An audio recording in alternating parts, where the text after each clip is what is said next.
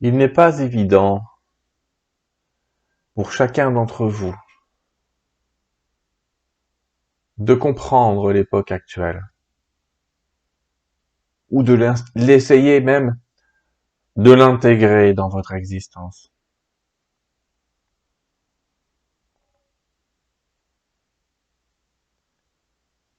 Intégrer dans une existence, c'est en fait aussi vouloir cristalliser, rendre solide ce qui ne l'est pas, et qui n'est qu'information, en réalité. C'est pour cela que cela vous est rendu difficile.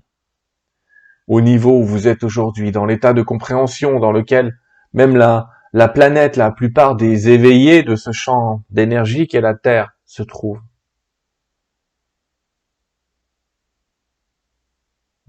Je suis Sanat Kumara. Je vous le dis car Sylvain me demande depuis plusieurs fois qui je suis.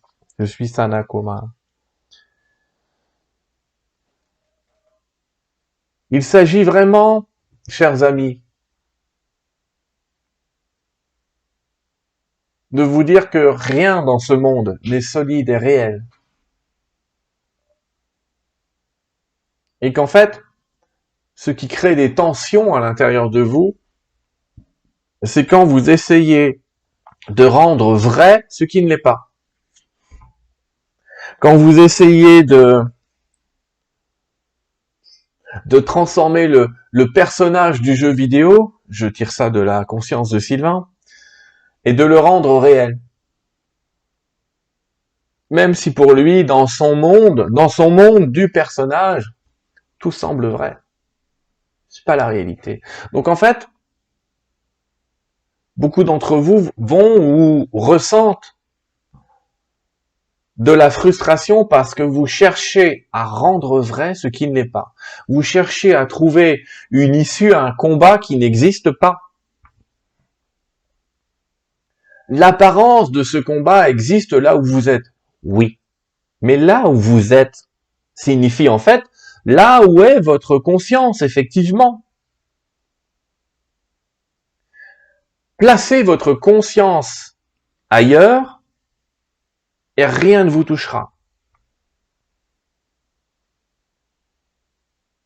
Rien ne vous touchera complètement. Ça va vous frôler, vous comprendrez l'énergie, vous comprendrez ce qui se passe. Vous aurez peut-être une envie ou une autre, mais vous n'allez plus vous attacher à une envie ou une autre. Vous attachez à un désir plutôt qu'un autre, à un besoin plutôt qu'un autre. Vous allez avoir un avis, mais laisser glisser les événements et les prendre avec une sorte de pacification, de zénitude, diraient certains. C'est-à-dire que tout semblera circuler, ok, c'est comme ça, très bien. Il faut que je meure, très bien. Il faut que je vive, très bien. Vous ne subissez rien, en fait. Vous avez l'impression de subir, les amis, mais c'est pas vrai, vous subissez pas. Ça aussi, c'est une information que vous essayez de rendre vraie. À travers l'illusion, vous dites, ah bah, je vais prendre tous ces éléments-là qui vont prouver que je n'ai aucun pouvoir sur ce qui est en train de se passer. Ah mais regarde, tu vois bien que j'ai aucun pouvoir.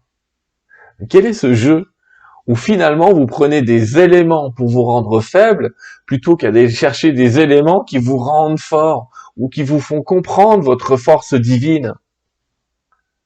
Vous allez toujours chercher ce qui vous rend inutile plutôt que ce qui vous rend utile, plutôt que de vous dire j'ai ce rayonnement et il est utile, certes par une part infime, mais je sais que mon esprit divin amplifie cette part infime.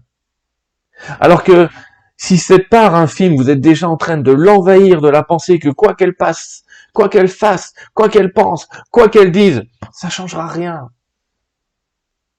Alors, vous n'utilisez même pas votre pouvoir de parole sur la terre. Votre parole n'est pas sage, pas sainte, car elle correspond à ce que vous voudriez voir, mais pas à ce que vous émettez dans votre propre vision.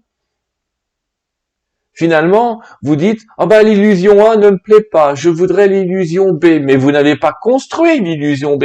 Vous désirez la voir apparaître spontanément, sans la rayonner, sans d'abord la ressentir, sans comprendre qu'elle est possible à l'intérieur de vous. Créez ce possible de paix, créez ce possible de joie, créez ce possible d'amour. C'est ça, créer. C'est ça, être dans la création vraie, réelle, durable. Car ce que vous construisez en vous ne se démontera pas si vous le maintenez en vie. Ce que vous créez en vous ne se démontrera pas. C'est lorsque vous souhaiteriez créer par l'extérieur uniquement, en ayant l'impression que le fait de créer à l'extérieur va remporter ma victoire à l'intérieur. Non, la première bataille, c'est soi. Vous pouvez avoir en apparence toute l'énergie du monde entier. Si vous n'en êtes pas d'échantillon, votre œuvre, elle sera bien faible, mes amis. Elle existera, mais elle sera faible. Désirer aimer les autres sans s'aimer soi-même, quel est le sens de votre amour? Quelle est l'énergie d'amour que vous donnez? C'est un faux amour. C'est une apparence d'amour. Un ersatz. Une falsification. Et alors après, vous vous étonnerez que les autres ne vous aiment qu'en apparence, mais qu'en réalité, quand vous creusez, ils ne vous aiment pas vraiment. Vous pensiez qu'ils vous aimaient, mais finalement, c'était plus votre côté utile pour eux qu'ils aimaient. C'est normal, vous ne vous aimez pas. Si vous ne vous aimez pas, on ne vous aimera pas vraiment pour ce que vous êtes. On vous aimera pour l'apparence de ce que vous êtes. Alors ce travail, il existe, cette œuvre, elle existe, c'est une œuvre d'amour, une œuvre qui vraiment consiste à dire tout ce que je vois en fait est un état de conscience cristallisé. Cristallisé. Et cet état cristallisé, on l'appelle la matière. On l'appelle l'apparence, la vie, vous appelez ça comme vous voulez, peu importe. C'est que de la conscience cristallisée, alors il s'agit de la décristalliser en vous disant, ok, c'est une illusion que je fais prévaloir sur une autre pour le moment. Je la fais prévaloir, ça veut dire, je lui donne de la valeur. Je lui donne l'aspect de la vérité. Alors je vais déjà démonter un peu cette prévalence à l'intérieur de moi. Je vais déjà démonter cette occurrence à l'intérieur de moi, cette possibilité. Me dire, c'est une des possibilités que je suis en train de voir. Bien sûr, vous sentirez votre mental s'opposer et dire, mais quelle autre réalité peut-il exister? Construisez-la. Prenez le temps de la construire, mais ne la voyez pas effectivement dans un court terme. Voyez-la plus grandement, comme si ce sera plus simple de construire un monde pour vos enfants que de construire un monde pour vous. Donc essayez de construire un monde intérieur comme s'il était celui de vos enfants, et sentez-vous impliqué à l'intérieur de cette construction. Ce travail de construction que vous faites pour vos enfants, dans la réalité, bien sûr, vous en vivrez les premiers pas. Mais ne construisez pas, n'essayez pas de construire une illusion trop rapide pour effacer une autre. Parce qu'en vérité, elle se fondrait vite dans l'ancienne réalité. Autrement dit, ce que vous avez essayé de corriger dans un état 1 reviendra dans un état 2, puis un état 3, parce que vous avez cherché à corriger trop vite. Vous n'avez pas cherché un état intérieur à laisser pousser, à laisser grandir comme une plante en vous pour qu'elle devienne pérenne, forte. Vous ne laissez pas ce tronc de l'existence s'élargir et vous espérez qu'à la première feuille, tout va réussir. Non, non, non, non. Soyez patient dans cette histoire. Parce que c'est qu'une histoire.